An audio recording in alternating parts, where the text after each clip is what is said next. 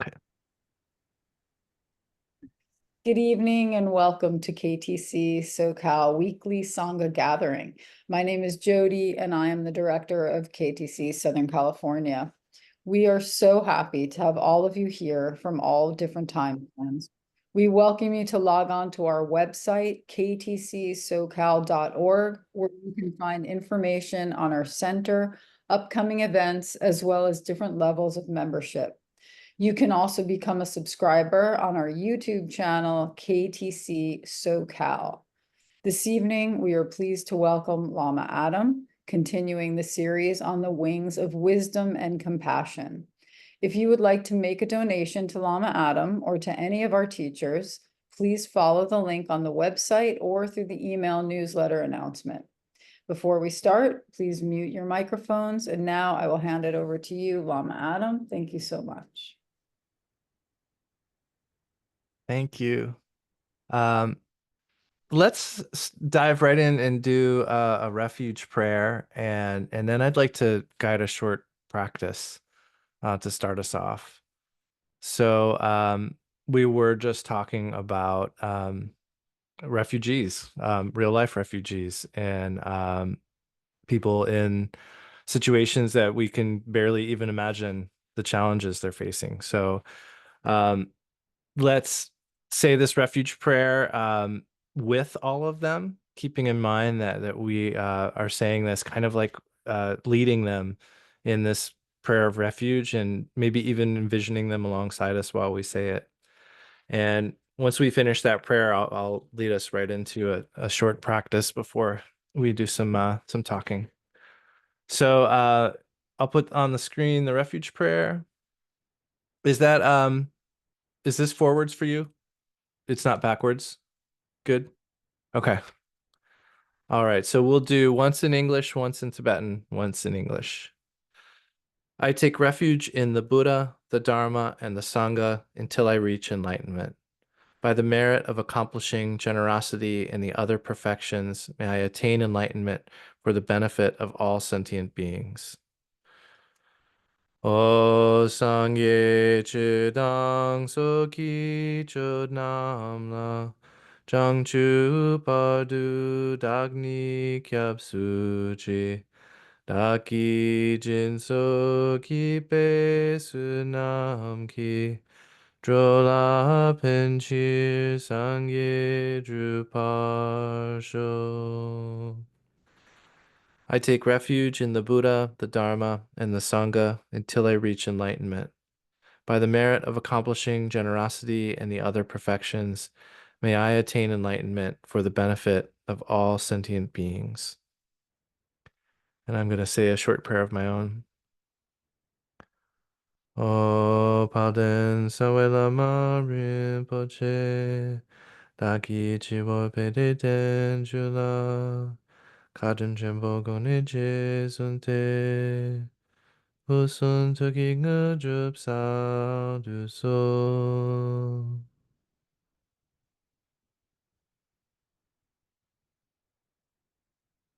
Okay. And I would like to lead a short practice. And the theme of this practice is balance, the middle way. And this also relates to the material we're working with in mind training about ultimate and relative bodhicitta. So, um, and also relates to, I think for me, a part of the reason why I want to do this is just that I wouldn't claim to have the unbearable compassion that we talk about when we describe bodhicitta, but I have been feeling some, wishing that I could do more, and that's part of why I want to do this practice with you. So, um, start out like a lot of times when we take a posture for meditation, we try to take a posture that is itself balanced, relaxed and alert. And so let's feel both of those. So I would invite you first to try to feel what alert feels like.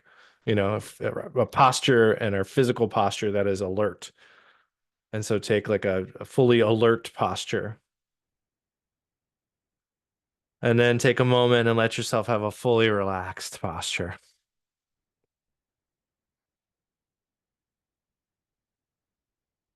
And then let's try to find something right in the middle of those two.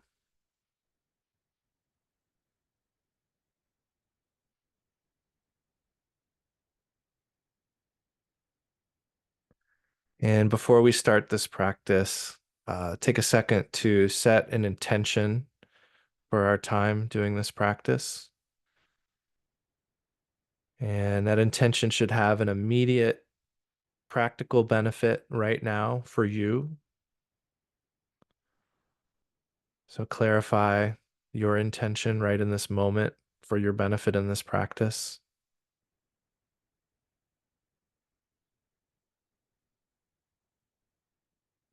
Allow yourself to feel that dimension of caring for yourself and doing something for you.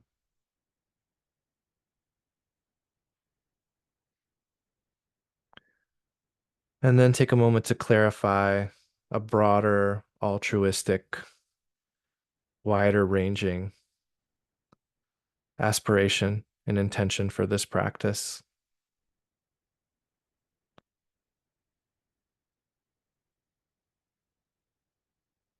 This could be your deeper sense of purpose or why.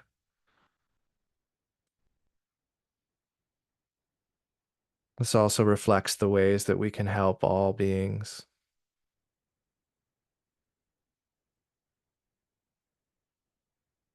And then see if you can find where those two dimensions meet.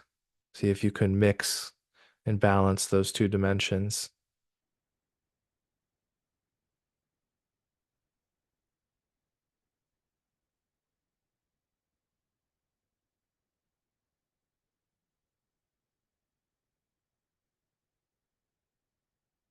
And then take a moment to notice how you're feeling on that scale from 1 to 10. 1 being totally spaced out and dull, 10 being hyper focused, mind racing.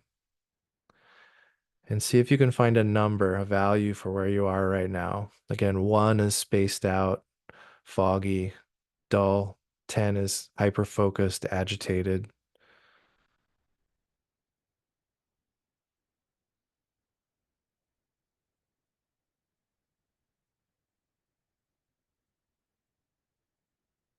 And just know at any point, if you find yourself outside of a window between about a 3 and an 8, you're always welcome to shift your posture, shift your attention, do another practice, whatever brings you back into balance.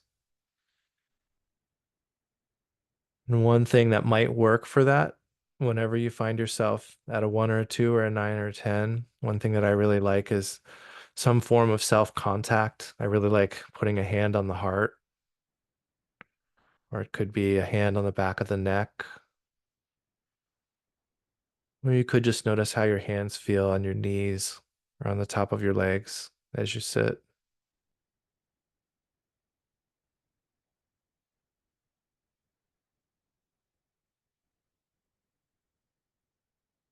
And take a second to just allow yourself to feel the care, feel what it feels like to be cared for in this way.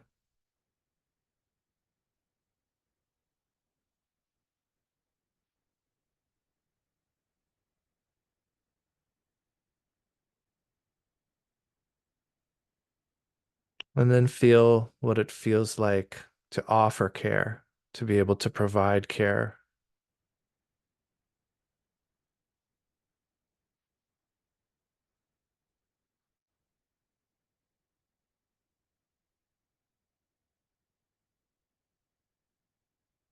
And then see if you can balance those two.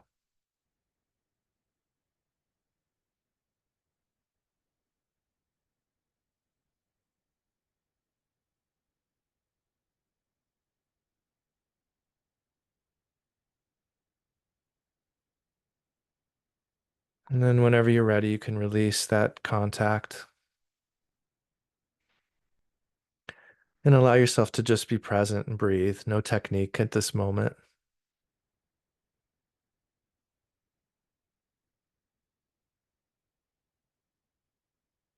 You can be aware of anything you notice, nothing in particular to do.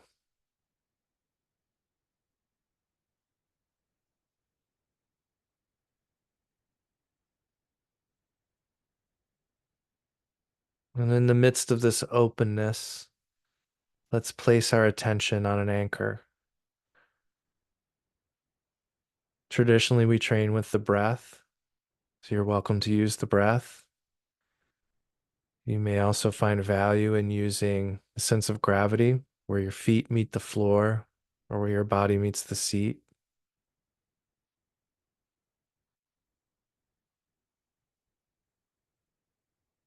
Or particularly if you're feeling above a 5 on that scale, if you're feeling like a 7 or an 8, I definitely would recommend opening your eyes and picking a spot in front of you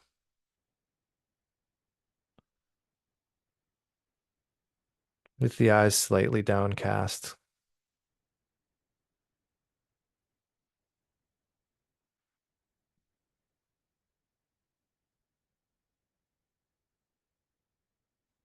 And this is not necessarily what I would call good meditation technique, but just so we can see what it feels like, try to just focus on that anchor. See what it feels like to kind of really just be very tightly focused on your anchor.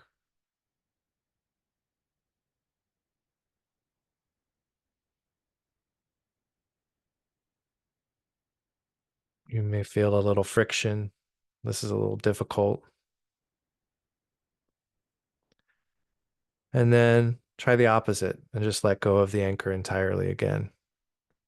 Go back to that posture of just noticing whatever happens without a particular technique.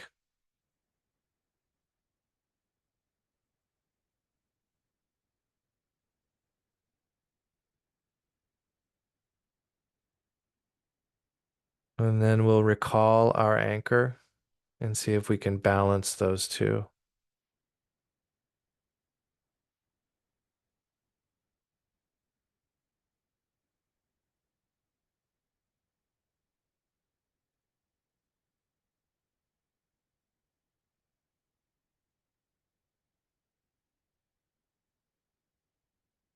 So while our attention is firmly anchored, we're also aware of the entire field of experience around it.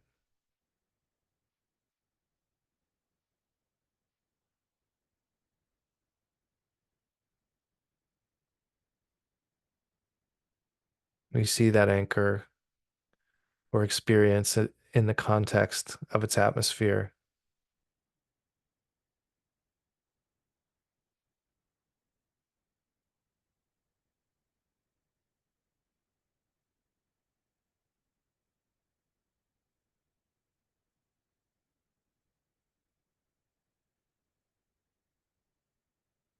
With a practice like this, there's nothing really to do but come back.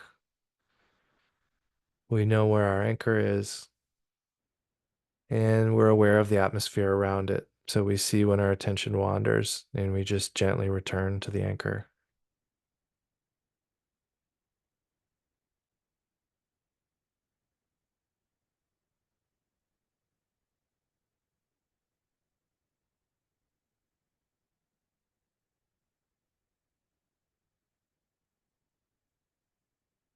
And as a final phase of this meditation, see if you can recall a time where you felt strong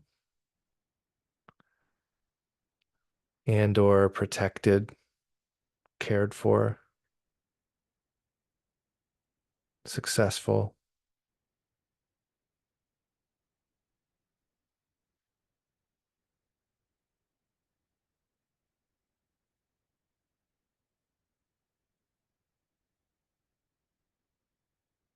And with just a gentle grip on the idea of that time, turn your attention to your physical sensations when you're recalling that memory.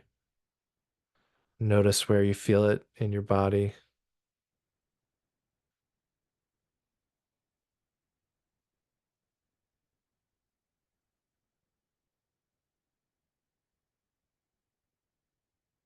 And when you breathe out, send that feeling to everyone in need of care or protection.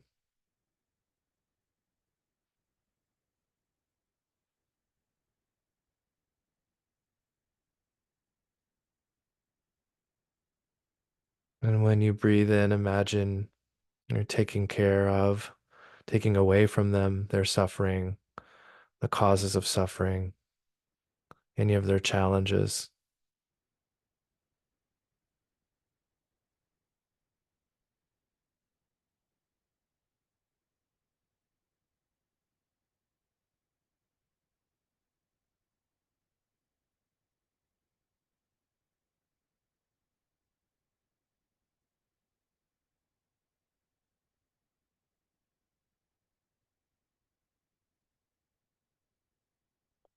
And then just let all of that go and just let the mind rest.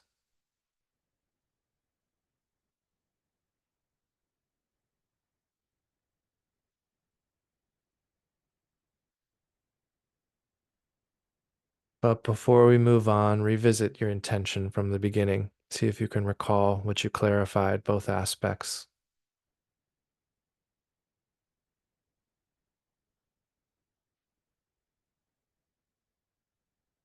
And make a new intention for something else you can do later today to bring both aspects of that intention to fruition.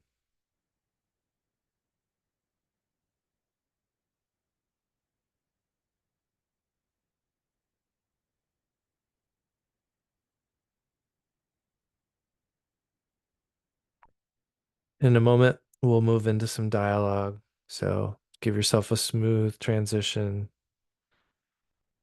Start to move your toes and your hands.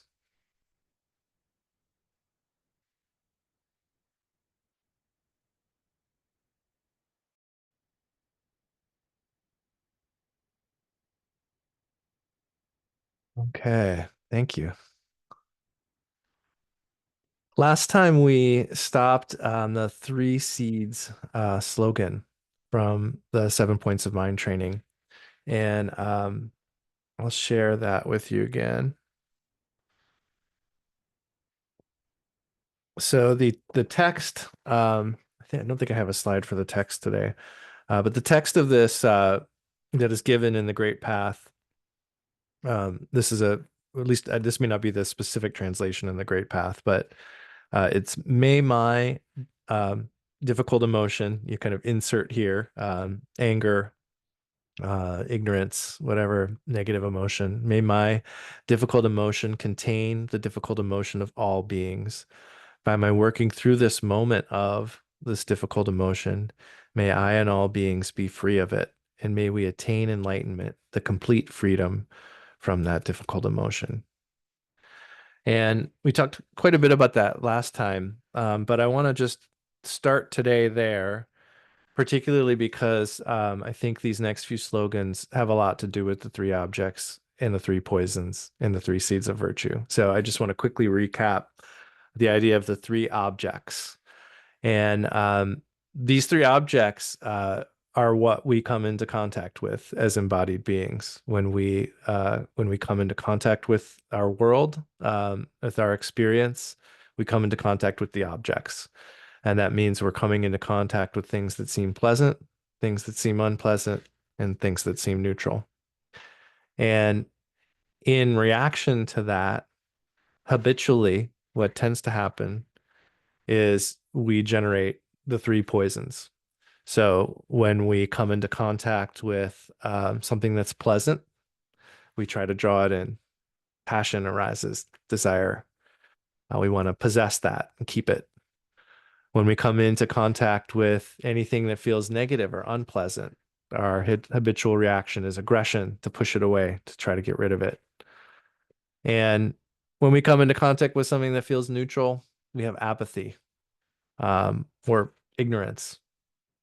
And so there's three objects, three poisons, three seeds of virtue. I think it's a good name, but it's a little confusing because the three objects are what we're going to experience. The three poisons are what we want to transform into the three seeds of virtue. So when we come into contact with something pleasant, um, we don't try to possess it or hold it or keep it forever. Instead, we are just aware of it and present with it. We treat it with the same kind of balance that we worked with a little bit earlier of not tightly holding, not like zooming out or letting go entirely.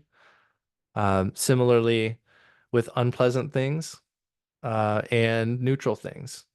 So we transform the three objects into three seeds of virtue by not giving in to the habitual tendencies of passion, aggression, and ignorance. When we're able to let go of those things, they become three seeds of virtue. So the process of making um, the three poisons into the three seeds of virtue is really a process of letting go of the poisons.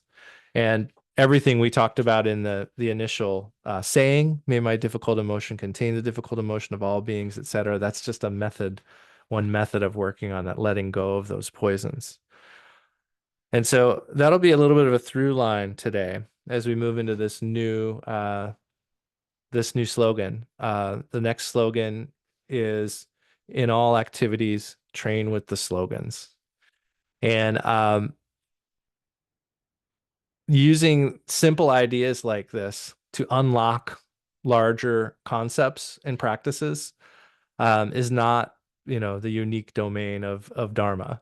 So we do this in all kinds of arenas, and in fact, we do it without even knowing it a lot of times. And what I mean by that is we may not have a specific slogan that we have thought about consciously, but I want to invite, and there's a couple periods today where I'm hoping we can discuss a little bit too, and this is one of them. I'm kind of wondering, like, what are some of our mundane, perhaps unskillful slogans? Like if we think about the three objects, if we encounter something unpleasant, what do we usually maybe say to ourselves and then act based on that? And the saying to ourselves part may be pretty unconscious, but that's why I'm encouraging you to think about it right now. And myself, I want to kind of make conscious what I've been asleep to all this time. So when I meet with something unpleasant and react with aggression, what maybe preceded that? What slogan kind of taught me or keeps convincing me that that aggression is the right response? So we'll do unpleasant things first. That's probably the most coarse example of all of this stuff.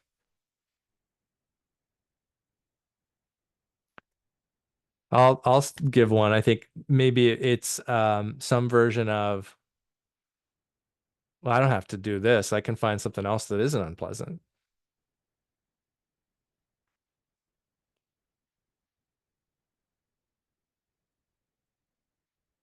Anyone else have ideas? Oh, of unpleasantness? Or well, it can be any of them. Yeah.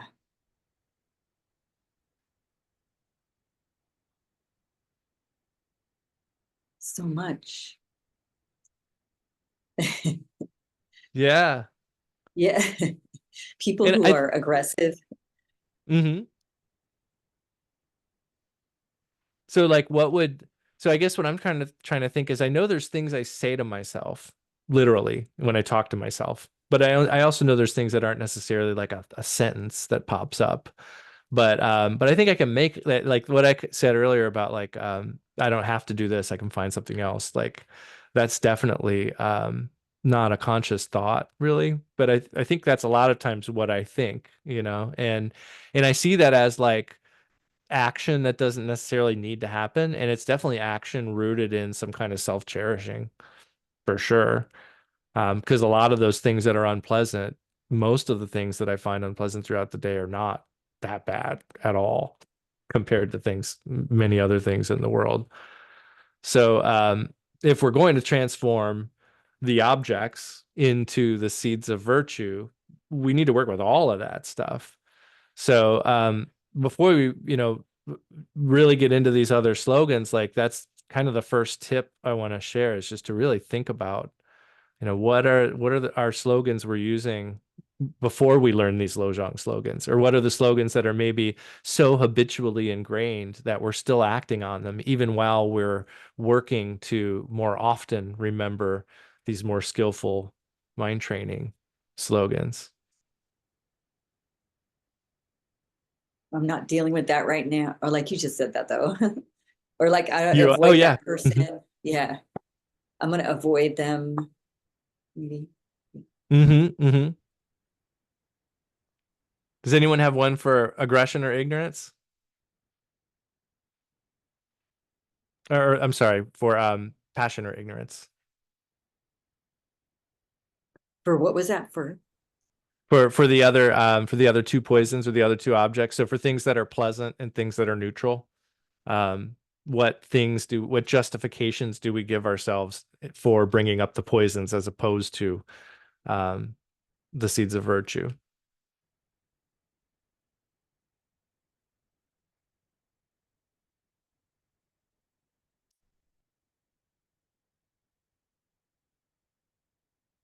If I'm understanding it correctly, which sometimes when I see something pleasant or something, I go, "Ooh, I like that," and then it's like, yeah, something like that. For me, I see it as like, oh, clinging. Mm, yeah, and I think that brings up an interesting point too, because I would ask you to like and tell me if you want to comment further, like because I'm thinking out loud, like, is the liking clinging or is the liking just the pleasantness? Whereas like I like that, I want that might be where the point, like I want to keep that or possess that. And the reason I bring this up is because it is the case from, we're working primarily out of Trungpa Rinpoche book. And I think it's in Lion's Roar. Like one of the things he said that I really appreciate is that bodhisattvas have preferences. So bodhisattvas would like and dislike stuff. They just don't feel a need to protect their territory. And I think that's part of the nuance of this is like, oh, we can notice when a thing is pleasant or unpleasant. That's not the seed or that's not the poison. That's just the object.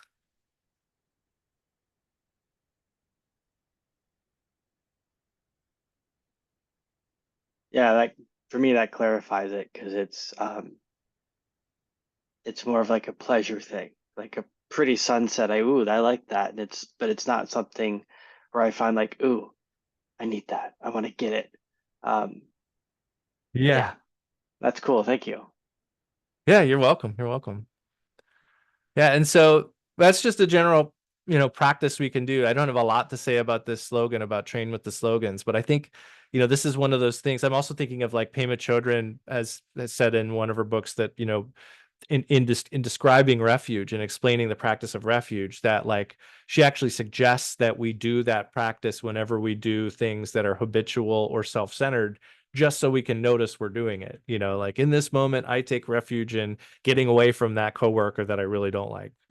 So that may not be like the kind of refuge we're talking about in the Dharma, but in that moment, that's the refuge we're going to. So it's I think this is a similar kind of practice of like in all activities, train with the slogans. We're using slogans if I can loosely use the word slogan to mean like any justification for the poisons. I think this is one way to think about it. This is one trick to work with it. Um,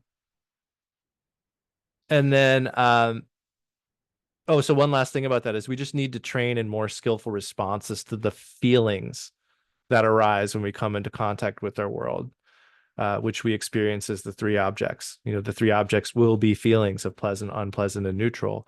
And that's okay. It's just what we do with that. Do we respond with the poisons or not? And if we can let go of those poisons, that's really what we're going for. And then we come to the next slogan, which is number 10, begin the sequence of sending and taking with yourself. And I want to read what Trungpa said here. He says, the way we often express this idea is first thought, best thought. Usually we have the feeling that this happens first before other or that. So whenever anything happens, the first thing to do is to take on the pain yourself. Afterwards, you give away anything which is left beyond that, anything pleasurable. We are not necessarily talking about pleasurable in the sense of feeling extraordinarily good, but anything other than pain is given away.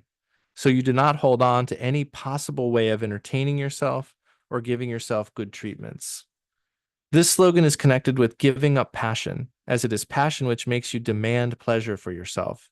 Therefore, this slogan is also connected very vividly and closely with the paramita of discipline. We are not talking about masochism or about killing or destroying yourself, but you begin to realize that anything connected with the demands of wanting and not wanting is constantly involved with the desire to possess and not to give out. So the whole approach here is to open your territory completely, to let go of everything. If you suddenly discover that 100 hippies want to camp in your living room, let them do so. But then those hippies have to practice. The basic idea of this practice is actually very joyful. It is wonderful that human beings can do such a fantastic exchange and that they are willing to invite such undesirable situations into their world. It is wonderful that they are willing to let go of even the smallest corners of secrecy and privacy so that their holding on to anything is gone completely. That is very brave. We could certainly say that this is the world of the warrior from the Bodhisattva's point of view. And this is a short section. It's just one page. And one of the reasons I wanted to read it is because I don't feel like I totally get that one. Just being honest, like I always the slogan seemed pretty clear to me before, before this particular presentation, because I always just thought it meant, oh, you can start tong-len with yourself and you can put yourself in front of yourself and do tong-len on yourself. And that's a great thing to do, especially when we feel pretty challenged, or out of our window of tolerance, to use that model that we used earlier. But this particular thing, it has me a little confounded. And, I don't know if anyone has any thoughts, but I thought I would just read what he says and see if anyone had any thoughts on that, because it's something that just to be honest, like his take on it, I don't know that I have anything to add, and I kind of feel like I'm not fully getting what he's trying to tell us.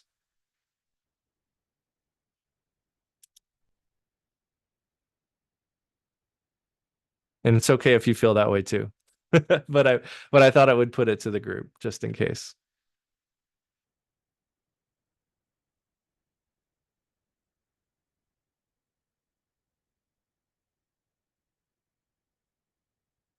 All right, well, we'll leave it there. So then we move on to the third point. So now we're in the third point of the 7 points of mind training, and that is transformation of bad circumstances into the path of enlightenment. And you'll recall that when we began part 2, I'm going to bring myself up now. You recall that when we began part 2 back in the summer, Trungpa connected that content to the paramita, or the transcendent virtue of generosity. And the principal practice of relative bodhicitta, tong-len, and the associated practice of ultimate bodhicitta are primarily means of accomplishing generosity. So this third of the 7 points is connected with the transcendent virtue of patience. And Trungpa points out that this collection of slogans is called Lam Kyer in Tibetan. Lam means path, and Kyer means to carry. So what we carry along the path with us. He actually says, in other words, whatever happens in your life should be included as part of your journey. And he also points out that patience here means forbearance. So to forbear whatever comes our way.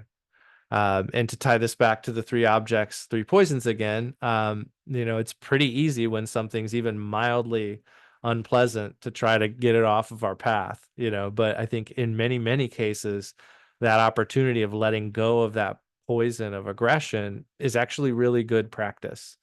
Again, balance is in the middle way is always the theme here. But we need to examine the fact that, like, a lot of times, like, I think one of the reasons we need to say patience is forbearance is because I know for me, what patience has meant and often means, unfortunately, is like waiting out something, like, well, pretty soon this will be over, like, and so patience becomes not necessarily forbearing a situation, but like putting up with it for a little while. And so, and that putting up with, I think, is a subtle form of aggression. I mean, there's definitely a seed of aggression in there if I'm just putting up with something and begrudgingly hanging out until it's over, you know. Whereas if we're forbearing something, we're engaged and present and, leading with wisdom and compassion. And that can be done. We can forbear a lot more than we think. So another way he sums up this one is whatever happens, you don't react to it. And he also states that the enemy of patience is aggression. So patience doesn't mean slowing down or waiting out unpleasant things so you can get to the next pleasant part. Patience is forbearing whatever we meet and carrying it with us on the path. And he equates patience, as often done in these teachings, with a suit of armor.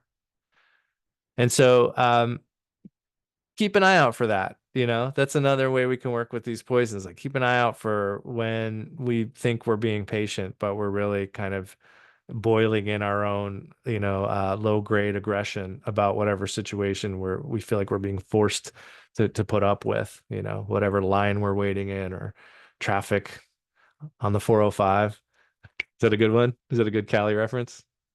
Is that a real freeway? um It is all right, good. I thought I've heard that. It's traffic jokes in LA is like, that's the just worst. standard. So now we'll jump to the next slogan here is 11. When the world is filled with evil, transform all mishaps into the path of Bodhi. And when the world is filled with evil, transform all mishaps into the path of Bodhi. And here Bodhi means awakening. And so I think this is probably a good point to say, like, oh, if Bodhi is awakening and we want to transform all mishaps into the path of waking up, what is it we're awakening from? And that's those three poisons. We're awakening from passion, aggression, and ignorance. We're letting those go and waking up from this habitual pattern of continually going to those poisons.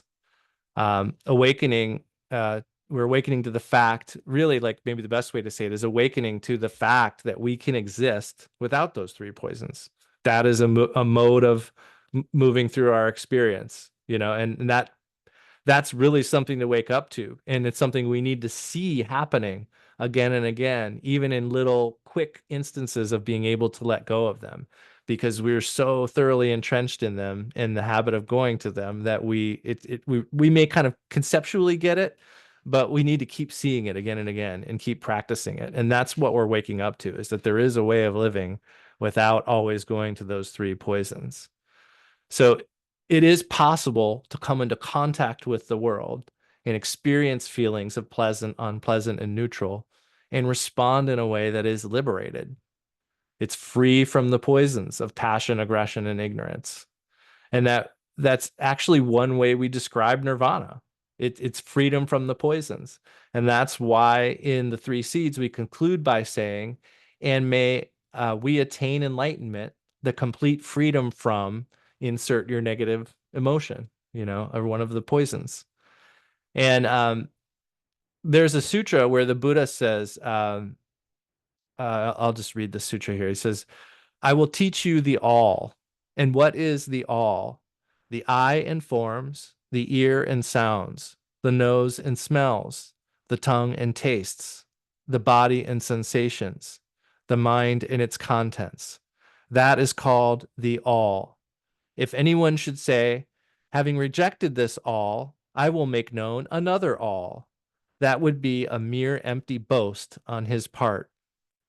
If he were questioned, he would not be able to reply, and further would end up frustrated.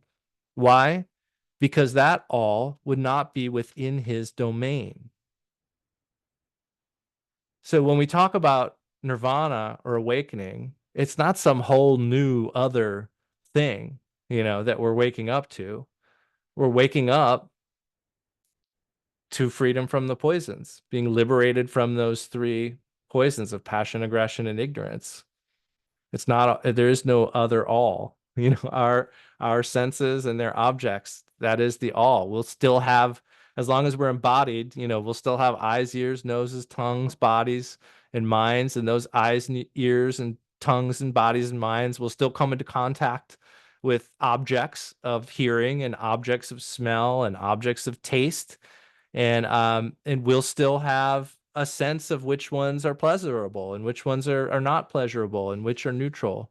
Um, so in those moments, we can and should, when we let go of that response of the poisons, when we let go of that kind of reaction, we can and should behold or witness nirvana in that moment for real. Like freedom from the three poisons is one of the ways we describe nirvana. And just because we end up back at the poisons later, um, does not in any way diminish the authenticity of the awakening we experience when we're able to stay engaged with the objects that we encounter while letting go of the three poisons, liberating ourselves in that time from those poisons. I'm going to read another one of another quote here.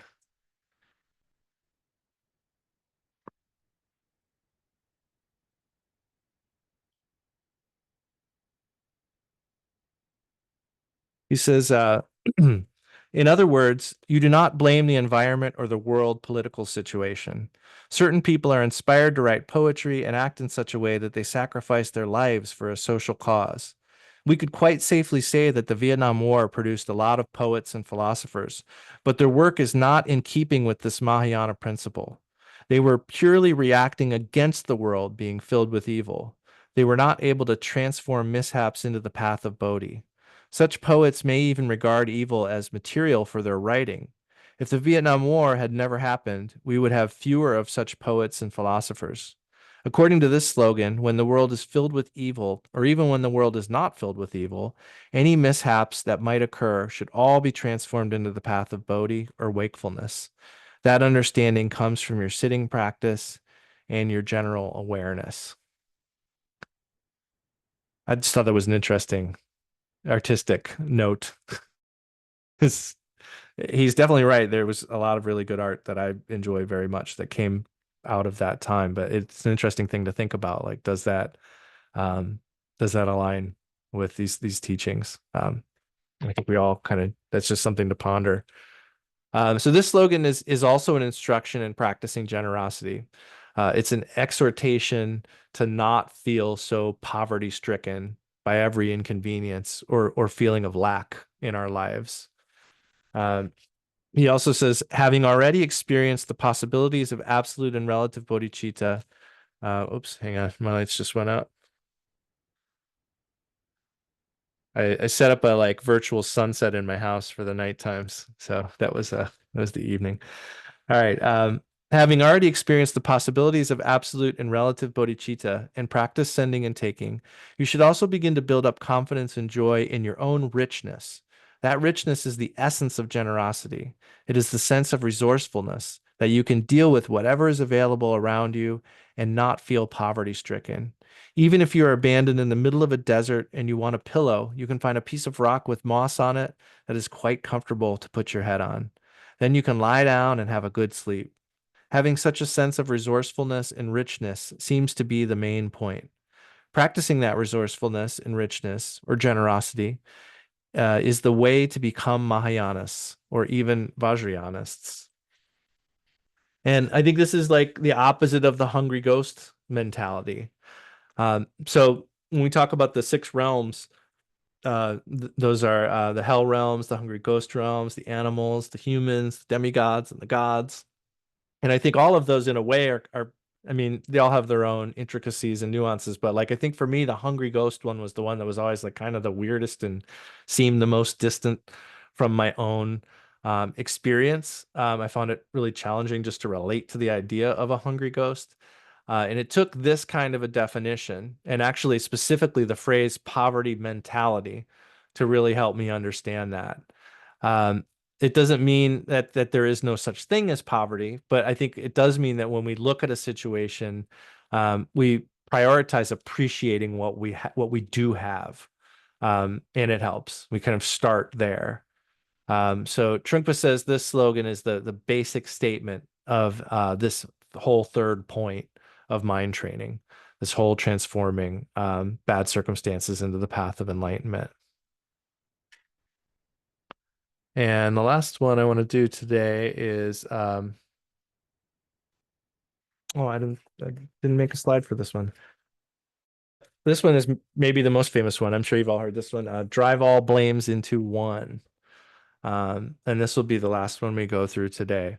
Trungpa says, this slogan is about dealing with conventional reality or kunsop. No matter what appears in our ordinary experience, whatever trips we might be involved in, whatever interesting and powerful situations, we do not have any expectations in return for our kindness. When we are kind to somebody, there are no expectations that there will be any reward for that. Drive all blames into one means that all the problems and the complications that exist around our practice, realization, and understanding are not somebody else's fault. All the blame always starts with ourselves. And well, Daniel's here. I think this one, what first came to mind for me today when I was reading this was the idea that when people feel like a situation is traumatic for them, one of the main factors in that is feeling like there's a lack of agency. Lack of agency is one of the key figures the key factors in feeling trauma. So that just came to mind for me immediately, in like something you can have some agency over, even in a situation that isn't ideal. And Trungpa brings up the phrase, don't lay your trip on me. like if it, which is a fun, older phrase, but he points out that trips are laid on us, but not by anybody. He says we decide to take on those trips ourselves, and then we become resentful and angry. And it got me kind of thinking, like, what are my trips? And that's another one I would encourage you to contemplate. What are the trips you're laying on yourself? I think oftentimes we could generally even say just like one of the poisons, like that would be maybe a general answer. But I think we can think of more specific habitual ways that we lay these poison trips on ourselves. And I think there's also something related here to the idea of, one of the ways we talk about anger, that famous saying of like being angry is like drinking poison and thinking the other person is going to die. This is, I think, is related here, and they're both called poisons. So, at the end of the day, whenever there is a sense of needing to blame, it's always we who are not letting go, not developing enough warmth or sympathy, which makes us problematic. So we cannot blame anybody. That's actually Trungpa's words. So I also want to throw in here, he mentions this a little bit later on, but I always want to say like the need for balance again, and balancing the need for safety and healthy boundaries with this slogan, and remind you that it is okay to practice compassion from afar. I was really glad when I found Khenpo Rinpoche's teaching on this. It was on the old KTD website, that yellow one with the red border at the top. But it's okay to practice compassion from afar. And in fact, the ability to practice compassion can be our indicator of when we should or should not stay in a situation. If we really cannot cultivate compassion in close proximity to a person or to a situation, and we have the ability to step back a little bit, we should step back to the place where we can resume our cultivation of compassion. Another way we justify blaming others is that we think we are representing, this is Trungpa's quote again, representing the voice of the rest of the world, saying that this is the opinion of the world. I love that one. I know I do a lot of that one too. I'm not proud of it, but I'm just saying. And in my mind, when this happens, I think it's usually through some internal thought that usually says literally, well, who just whatever, or you can't just, and in that moment, I think I'm speaking for all of society, and the other thing I always think about that's funny about that is whenever I say, who just, the who is standing right in front of me doing it, so like, clearly I know the answer to that question. Or you can't just, but I'm saying that because someone's just doing that, so like it's definitely like that sense of like misplaced blame. I mean, like that's a really good example of the poisons coming up and me putting the blame in totally the wrong place and completely ending up off the bodhisattva path on a little dead end. So I want to read his quote again, representing the voice of the rest of the world, saying that this is the world's opinion. So something to watch out for. He says, where's that coming from? Or no, he says, but we are not speaking on behalf of the world. We are simply speaking on behalf of ourselves. And he says this slogan applies applies whenever we complain about anything, even that our coffee is cold or the bathroom is dirty. It goes very far. And he says our uptightness about needing things our own way makes us brittle and vulnerable. And his quote here is, we become an ideal target. We can get hit, but nobody means to hit us. We're actually inviting the bullets. And another practice I would suggest is thinking about some of our deeply held values and some of our deeply held standards that may come from really wonderful places and that may in many ways make us better people, that make the world a better place. But how those things in a lot of ways can also be our biggest vulnerabilities when we hold too tightly to them. And situationally, I think this can also be really important. Like there may be certain environments we're in where some of those values are much more likely to get poked, because they're so we're holding on to them so tightly that they kind of come right to the surface and are easily punctured, and we're easily hurt. And then, so I mean, I think this is another one of those things where it's good to have strong moral conviction, but we need to recognize that those strong moral convictions are also quite possibly some of our most vulnerable spots to bring up these poisons. And so there's value in being aware of them, and holding on loosely, don't let it go. If you cling too tightly, you're going to lose control. That's a 38 Special lyric, if anyone was catching that. So he says the intention of driving all blames into one is that otherwise you will not enter the bodhisattva path. He also says all of this seems to come under the general categories of compassion for others and having a loving attitude to oneself, known in Sanskrit as karuna or maitri. In other words, the experience of karuna and maitri is to drive all blames into one. And that ends his quote. And I would say, why is that? And I think it's because we understand the damage done when we don't.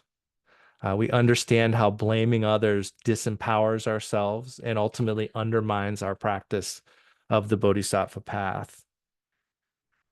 And he says, this slogan is the essence of the bodhisattva path. Even though somebody else has made a terrible boo-boo and blamed it on you, you should take the blame for yourself. In terms of power, it is a much simpler and more direct way of controlling the situation. I want to read that again because I think that's important. Even though someone else has made a terrible boo-boo and blamed it on you, you should take the blame yourself. In terms of power, it is a much simpler and more direct way of controlling the situation. In addition, it is most direct way of simplifying complicated neuroses into one point. Also, if you look for volunteers around you to take the blame, there will be no volunteers other than yourself. By taking the particular blame on yourself, you reduce the neuroses that's happening around you.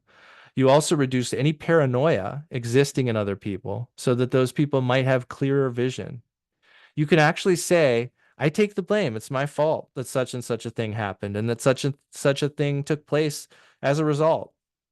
It's very simple and ordinary. You can actually communicate with somebody who is not in a defensive mood since you already took all the blame. It's much better and easier to talk to someone when you have accepted the blame already. Then you can clarify the situation, and quite possibly the person you're talking to, who might be the cause of the particular problem, would realize that he has done something terrible himself. He might recognize his own wrongdoing. But it helps that the blame, which is just a paper tiger at this point, has already been taken on by you. That helps. So I think one last thing I want to mention here is does anybody else like find themselves wanting to blame even inanimate objects for poisons. Like, like I think about like if I am getting up from the couch and I kick the coffee table, like I actually get mad at the coffee table, or like there's a shelf in my bathroom that probably shouldn't be where it is, and sometimes I bend over for something and stand up and hit my head on the shelf, and I get mad at the shelf, like I mean, I quickly recognize whose fault it actually is, but it shows me how instinctual that externalization of blame is, that I'm even willing to put it on an inanimate object. If there's any good way to highlight how often we do that, I think that's it. Our habitual self-clinging causes our habit of blaming others, or even just the other, that is furniture. So that's why we have to turn all blames into one. And I'll finish with this quote.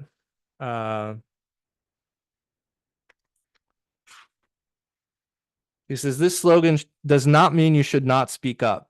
If you see something that is obviously destructive to everybody, you should speak out.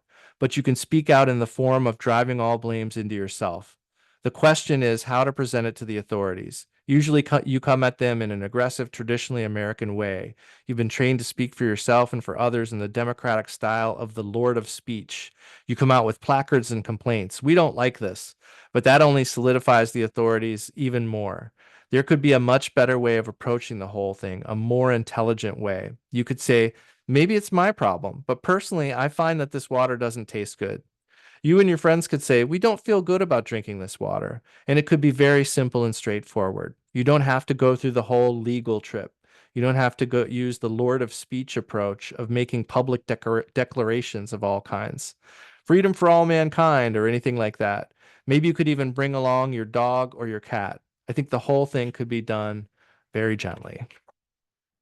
So wow, I got us in right on time. Sorry, we don't have time I mean, I do have time for questions. I'm not in a hurry, but I realize we just are getting to the end of the hour. So um, any thoughts or questions before we wrap for the night? I try to leave time, but tonight there was a lot to get through, so I apologize for that. I just have one quick thing to say. It's funny Mhm. because Trumpa was speaking back in the day. He knew his audience really well. We were just all like a bunch of like people, young kind of hippies, like back in the 70s in Boulder, wherever he was teaching, who really needed to hear things like when you're reading what he quotes, just like he's really speaking to those people, to the people, and making them understand. It's kind of funny. And he'd been here, what, like maybe, I don't know exactly when these teachings were given. I think they were in the 70s. So maybe like 8, Yeah. 9 years at the most at that point, Yeah. right? He was like really reading the room and really, it's pretty funny how, I don't know, I just thought I'd comment on that. Yeah, yeah. Thank you. Yeah, I appreciate that too. That last thing you mentioned that you read was exactly what I was going to ask you, and it answered my question. Good, good. Yeah, I know Yeah, it's perfect. I wanted to stop there. Yeah. It is one of those things where, I've been thinking a lot lately about like pedagogy and dharma, and like, because I think a lot of times we can confuse the teaching method for the dharma, and I think there are lots of different ways of presenting dharma, and I don't have anything really particularly specific or profound to say about that, but I'm kind of just thinking about that those two things and how they interact, and in particular, like related to this, I think a lot of times with this kind of material, I don't mean it's necessarily what's being said, but I know for me, I hear an imbalanced presentation that often leans towards like just totally sacrifice yourself. And so I think we need to recognize that like there is definitely balance built in here, and anything that sounds like you have to totally give yourself, like the famous phrase, he brings it up in here in another section about like all victory for others, all misfortune for myself. I think that's very powerful and useful tool and way to look at the world, but we also need to recognize in the moment, could that be creating an imbalance or actually like creating more suffering for ourselves or others, and recognize that there is a time and place for all medicine, if we think about dharma as medicine. So we can't become a doormat, I think is another thing Trungpa says in here. So yeah, thank you. Well, I'll put the dedication up here on the screen, and we'll say two dedication prayers. First one is the relative aspect of dedication, and the second is the ultimate. And we'll say each of these once in English, and then let's take a moment after we finish to just rest the mind briefly. By this merit, may we obtain the omniscience of Buddhahood and defeat our common enemy, wrongdoing. From the stormy waves of birth, old age, sickness, and death, may we free all beings. The courageous Manjushri, who knows everything as it is, Samantabhadra, who also knows in the same way, and also all the bodhisattvas, that I may follow in their path, I completely dedicate all this virtue.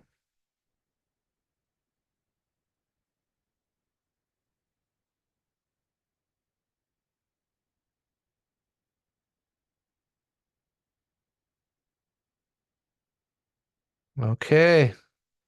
Thank you, KTC SoCal.